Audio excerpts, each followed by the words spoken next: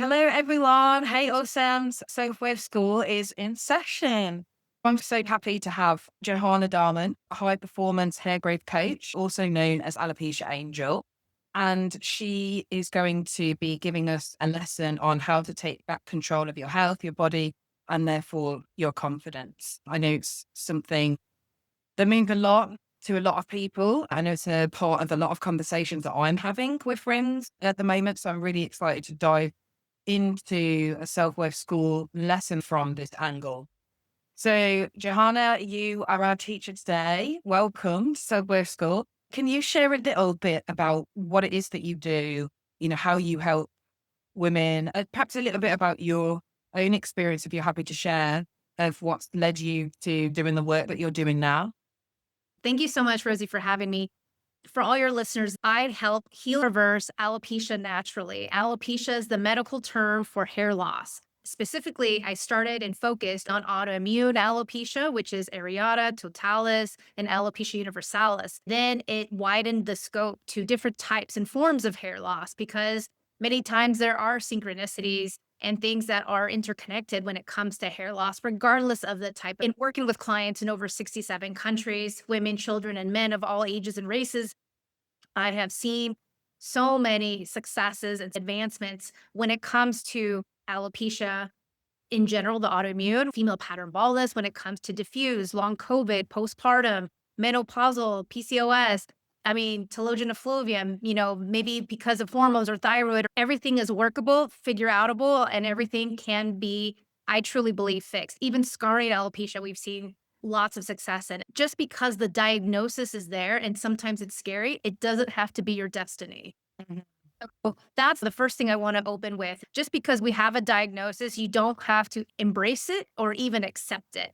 And really, it's a challenge for you to up level, to grow, and to expand on your learnings, your knowledge, your capabilities, and your wisdom so that you can overcome it. I truly believe that if there's a will, there's a way. So we can overcome any diagnosis and we can switch gears and switch paths. Trains can go one way and then decide to Mhm. reroute to another place. Same thing with flights and anything else. We can change the course of our lives, and destiny is not in other people's hands. And we'll get into that later. But my situation started with my own diagnosis with alopecia areata in the salon. While getting my highlights done, the hairdresser that I had for over 30 years told me, Johanna, you have alopecia. He diagnosed me and told me go see a doctor. This was probably the worst advice I got, was to go see a doctor because I ping-ponged around from doctor to doctor, country to country, state to state, looking for answers, never found any except for pharmaceuticals. And there was nothing holistic, nothing natural, nothing that supported the body. All the medications out there actually suppress your immune system, make things worse, and eventually they backfire. And so I knew from the gate that medications was not my route. Medications was not the answer. And lo and behold, there's no guarantee, no results, and no long term efficacy with it. At the time, I wanted to get married, have kids, and have the happy ever after. But then alopecia started to rear its head.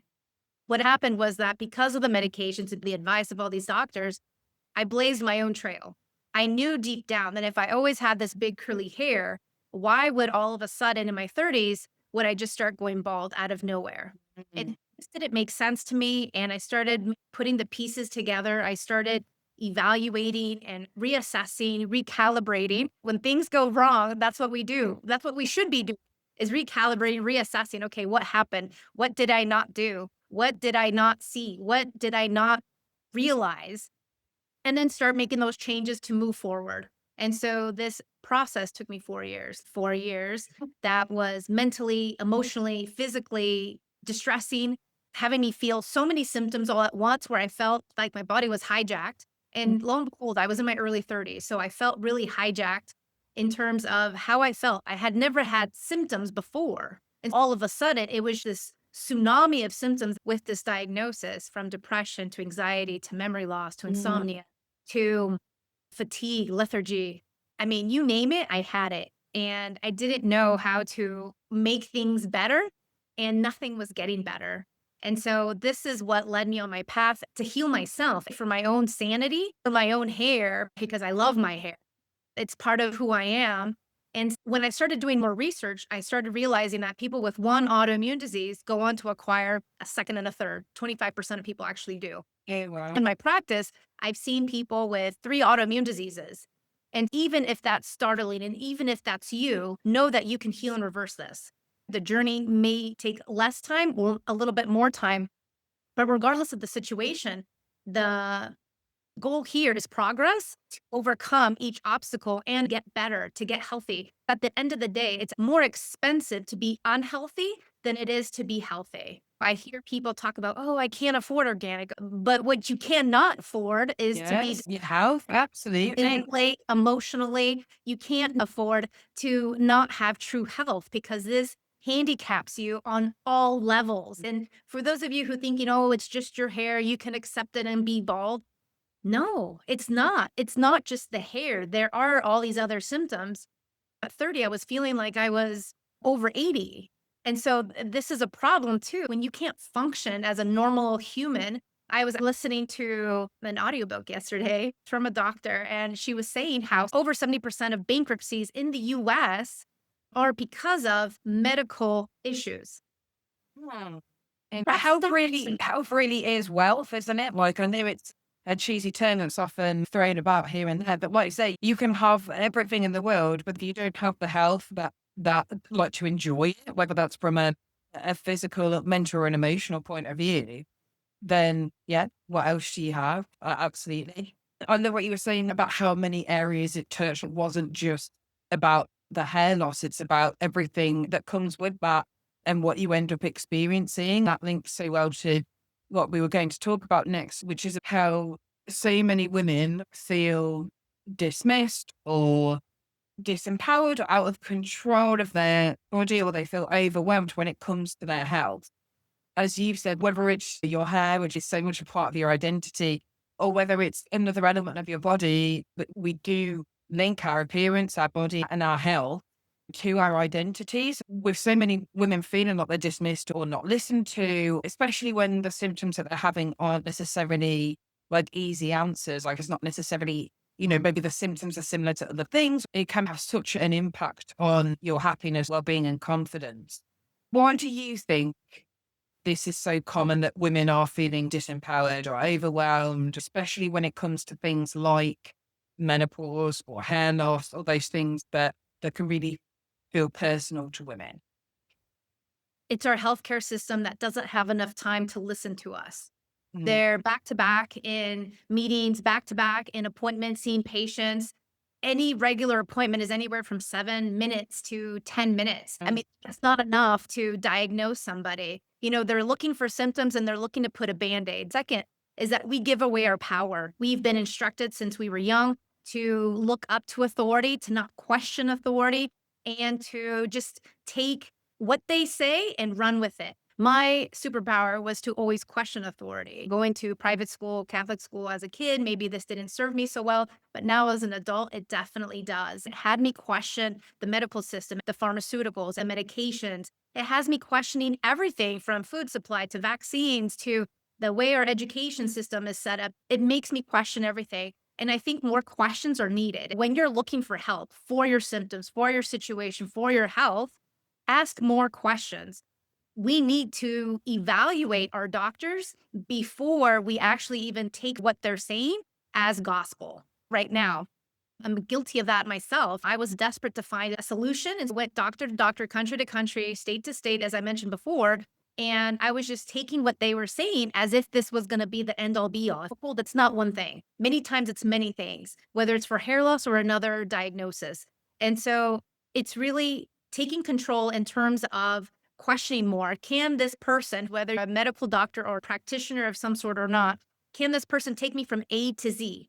It's just like, for anyone who's an athlete who wants to get to the Olympics, how do I get to the Olympics? This is not the same as doing intramural sports at high school or doing college sports. mm. The Olympics, it's a different game, it's a different level. When it comes to any type of situation you're going through, whether it's alopecia or another autoimmune disease or another diagnosis, look for people who have results, who have a resume of results.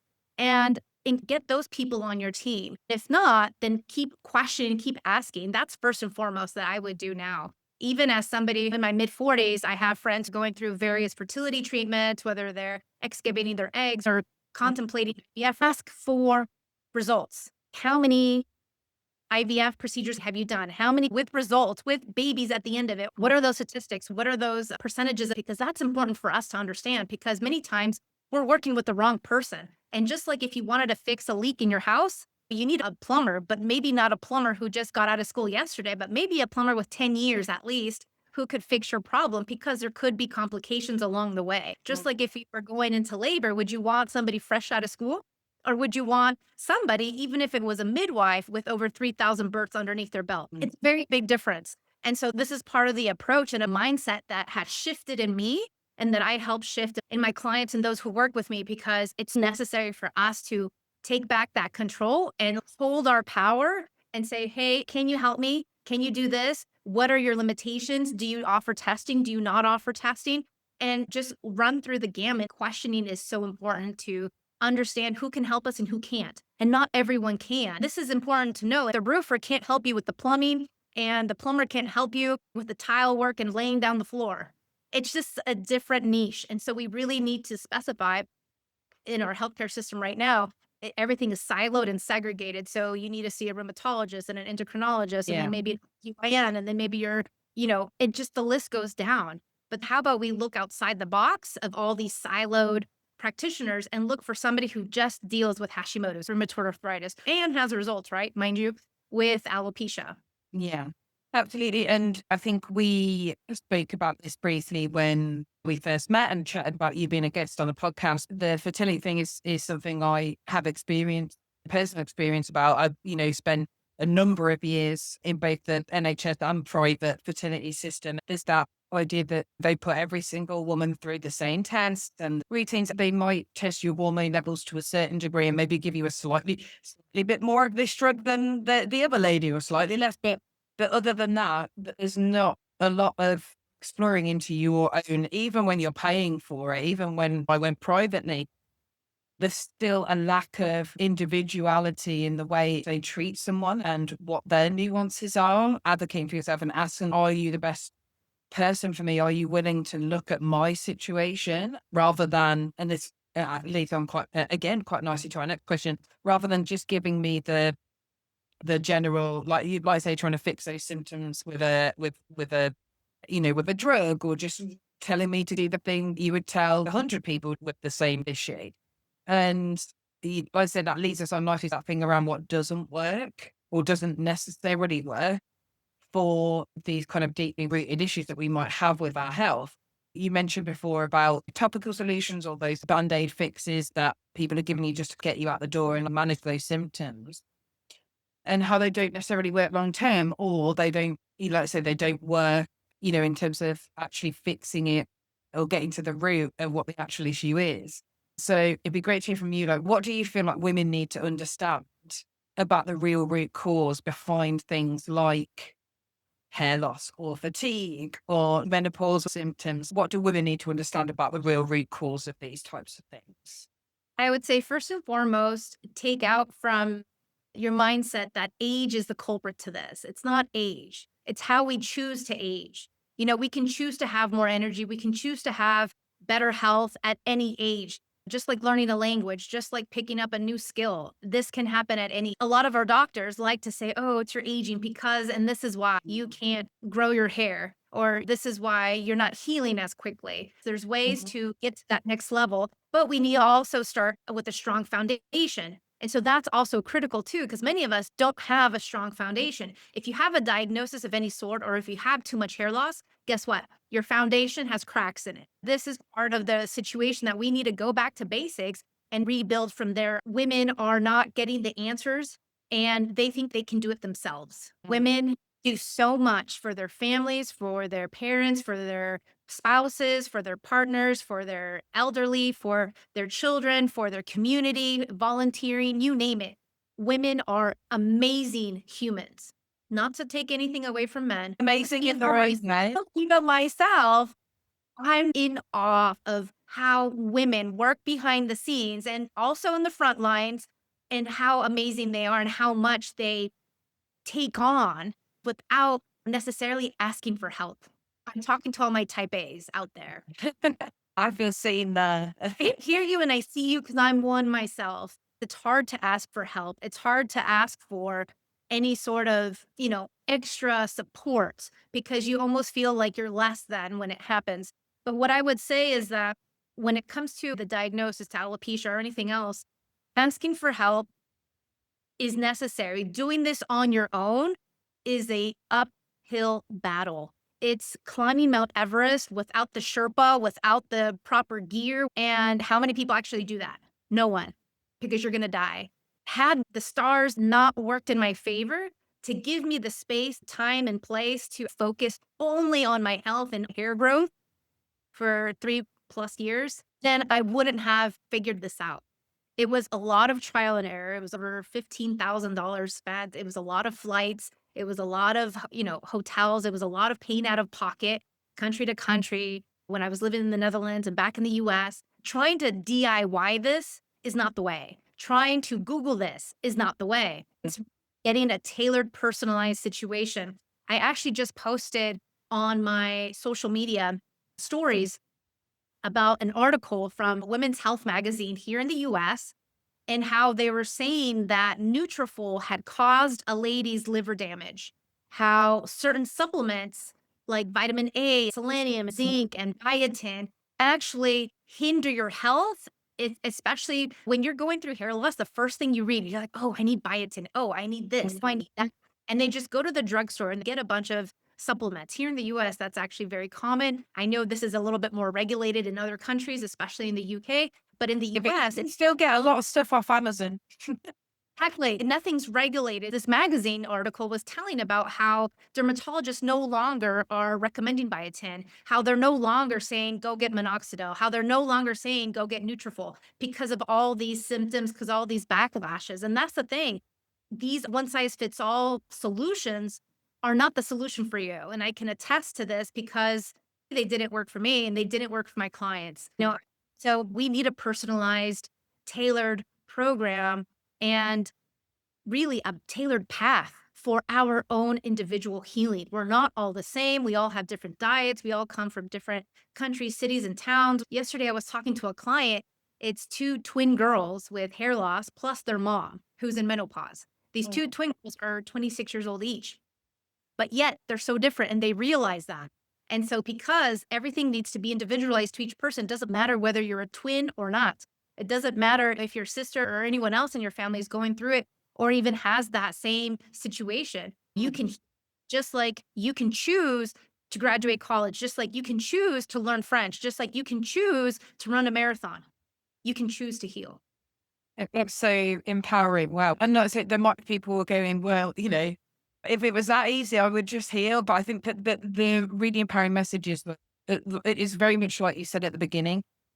If you get a diagnosis, if you're going through particular symptoms, it isn't something that you necessarily just have to sit back and accept as a part of you. There are absolutely things that you can do. There are solutions that you may not have explored. Trusting yourself and trusting that there are answers out there that you can advocate for yourself and ask the right questions, find the people to help you, and that there is that hope. And I think that message of hope is important as well.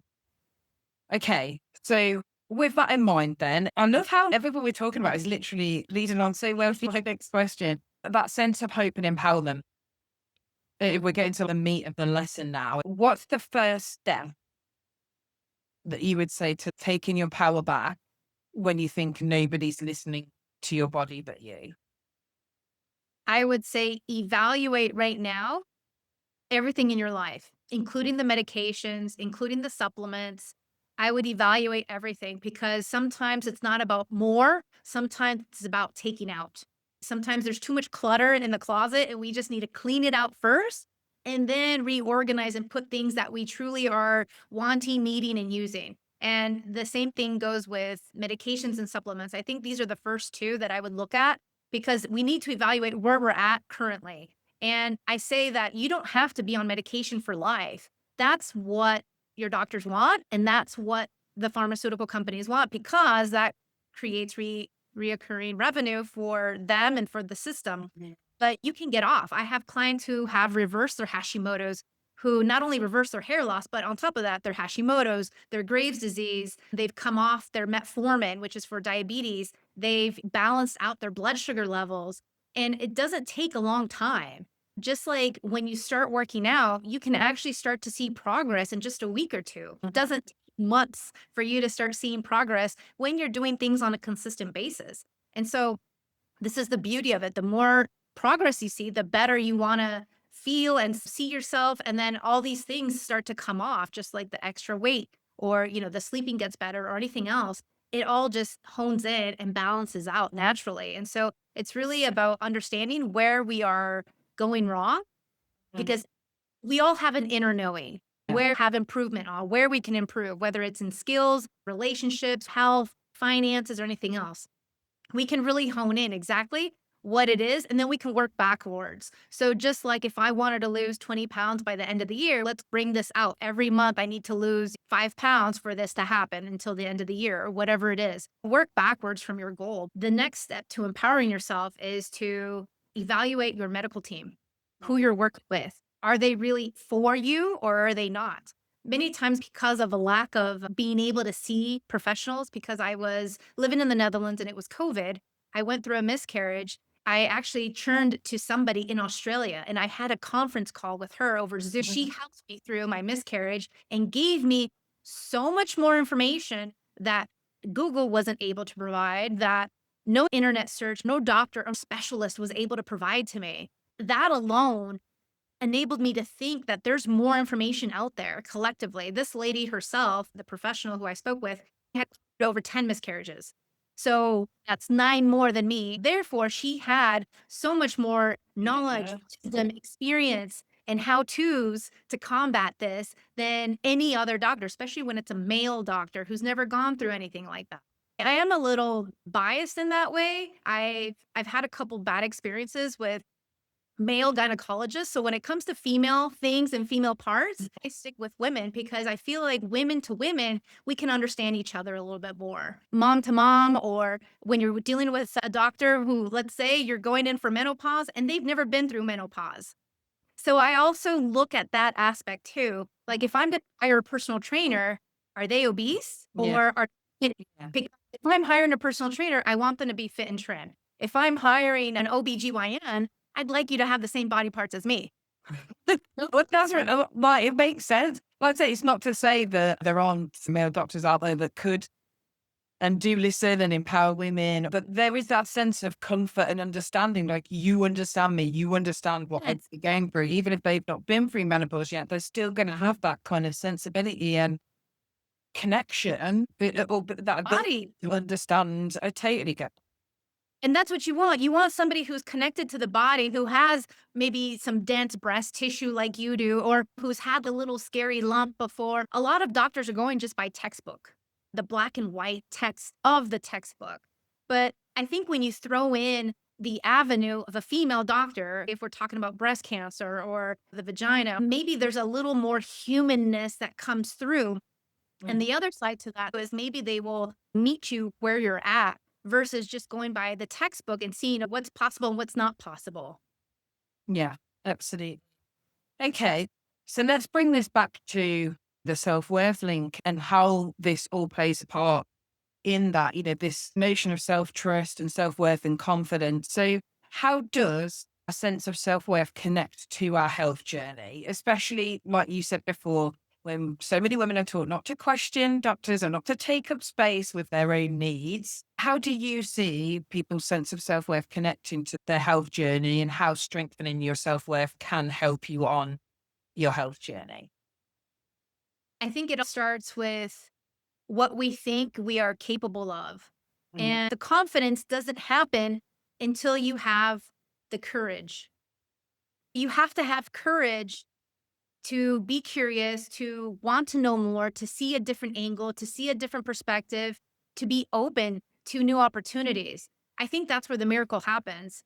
Being open, curious, and open to trying it all. A lot of times I have clients who say, I've done it all, and yet I still have hair loss. If you still have hair loss, you haven't done it all.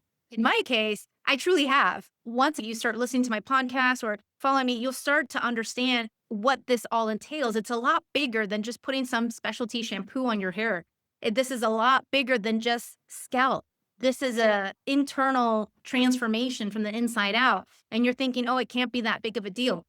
That's the person who's going through hair loss. It's absolutely tormenting. So going back to your question, do you feel you are worthy enough for XYZ? Do you feel you are worthy enough, capable enough, courageous enough for that next level, for that next challenge, whether it's going through IVF, whether it's spending the money, because it's never just time, it's also money, it's also resources, it's also the emotional drain.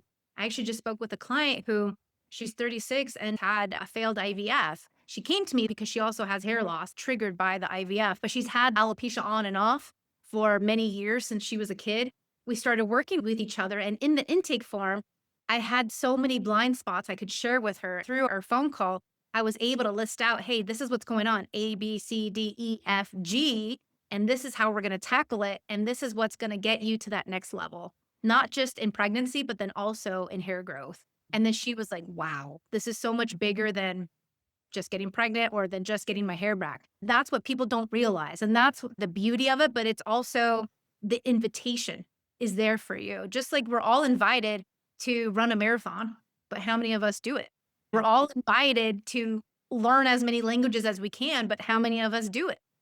You're We're all invited to have the level of health and happiness that is open and available to us. How many of us are doing it? You're so right in terms of that worthy and capable piece. And especially the bit where you said about spending the money, that hit on a number of levels. I don't feel like I'm someone who struggled to spend money on my health, but I know a number of my clients that would have hit hard. And I know there's a number of women here thinking, can I spend this money, especially if you've got other responsibilities, children, whatever? Am I worthy of investing that time? Is my voice worthy of questioning this course of action? Do I trust myself? And it's that part you were saying earlier about that inner knowing, about how if there's something not right, deep down, you know, you could stick to this XYZ diet better and be a happier, stronger version of you. But at the end of the day, it all comes down to what you believe you're worthy and capable of doing and having. And yeah, it's totally right. Yeah, I mean, because sometimes people would be like, okay, I'm bald. Let me just shave my head and buy a wig. But is that really the life you want to live? Is that the quality of life you want to have for the rest of your life? Or are you going to always be in this what if mode? I got to tell you, there's one thing that I think I fear is regret. Regret of not doing, regret of not doing enough, regret of not going the extra mile in Yeah. any of my goals. So in this case with hair loss, my own situation, I was living off my savings. Not a fun place to be. And I was actually not working throughout this whole time. So living off my savings, not working, and only focused on health because that's how much it meant to me. I was not capable of working at the time. I was not even capable of making lunch half the time. So this was the situation that I was in. I'm grateful I got through that, but it's not a place where I want to get back to. And so just like you have to maintain the house on a regular basis, even after a leak, a broken window, or what have you, you still need to maintain yourself too. So even though I'm 8, 9 years plus alopecia free, I know I will always remain alopecia free because I continue to do what I need to do. I continue to live the way I need to live in order to thrive. Mhm. And that's that self-worth and self-discipline piece as well, I think, coming through, knowing that you are worthy of sticking to those practices, not out of fear, but because you know that this is what's good for you, this is what you deserve, and this leads to the happiest, healthiest version of you. So yeah, absolutely. It compounds too. Your health, just like your savings, it compounds. You get better and better, stronger and stronger. When we're babies, we start to walk, and then you learn to walk straight, and then you learn to run and jog and all these other things. You just don't get up and start running.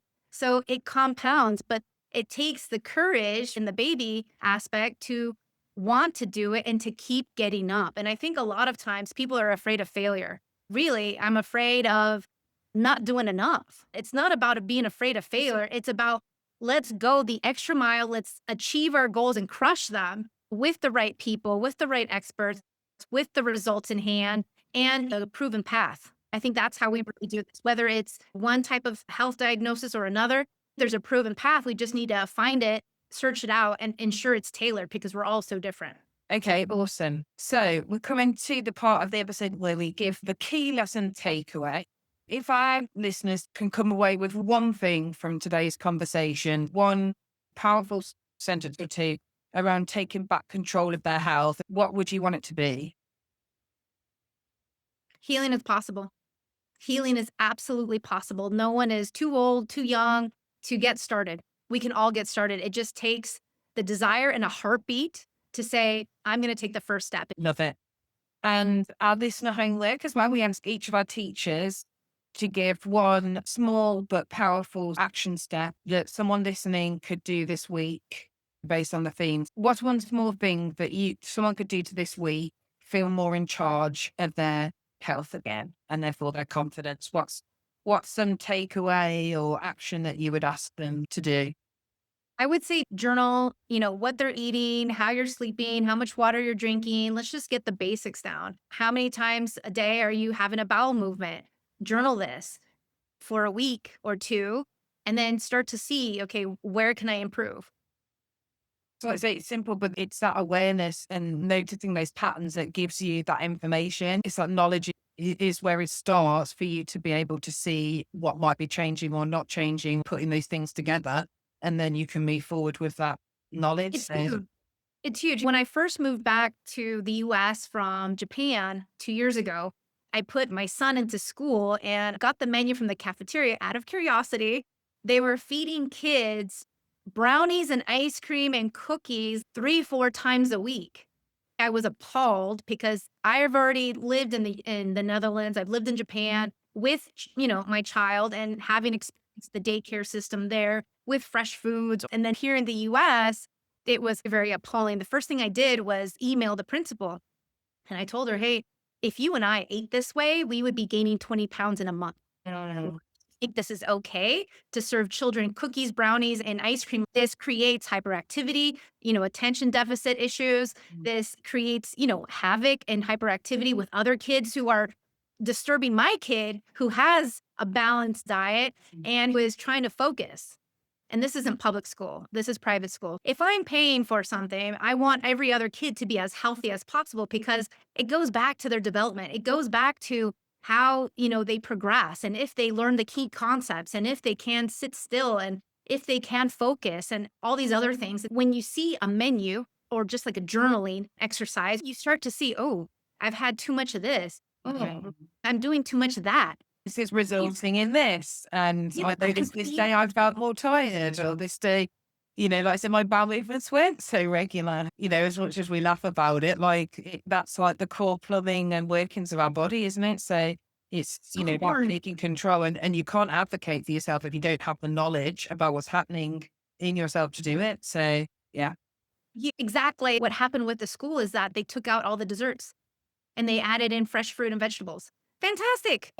And because you trusted your voice to challenge the point of authority and say, hang on, this might not be the best thing. You made it tangible in the sense of if we were eating like that, we would feel unhealthy, sluggish, put on a crap load of weight. So why are you doing that with our kids? That's such an obvious point. Now that you've said that, it's treating our bodies and wanting them to treat our kids' bodies with respect, isn't it? And that's ultimately what it comes down to. Johanna, it's been an absolute pleasure to chat with you about this today. I know we could chat for at least another hour about this. Thank you so much for sharing your insights, your experience, and giving that message of hope and empowerment. We don't necessarily have to settle for how things are. There are things we can do, and we deserve to be believed in, to believe in and advocate for ourselves. Can you briefly tell, we'll pop some links and stuff into our show notes and stuff on where people can find you, but is there anything you want to share, especially for anybody dealing with hair loss? Is there anywhere that you suggest people can find you or anything in particular that you want to share? Sure thing. I have my website, my podcast, everything's at Alopecia Angel, Facebook, Instagram. We offer free trainings periodically, so I'm happy to have free consultation calls with you. And at the end of the day, know that settling is a choice. You don't have to settle. You can have better. And that also goes back into self-worth. If you believe you're worth it and that you want this, it's not something vain. At the end of the day, it's about you. It's about your well-being, your mental health, your emotional health, your physical health, and just being as vibrant as possible because you actually do more in this world being a healthier version of yourself versus someone who is not healthy. So to me, health is priceless and so is hair. And what a message to end on. Thank you so much again for being with us as our guest teacher today. And that is the end of the lesson, everyone.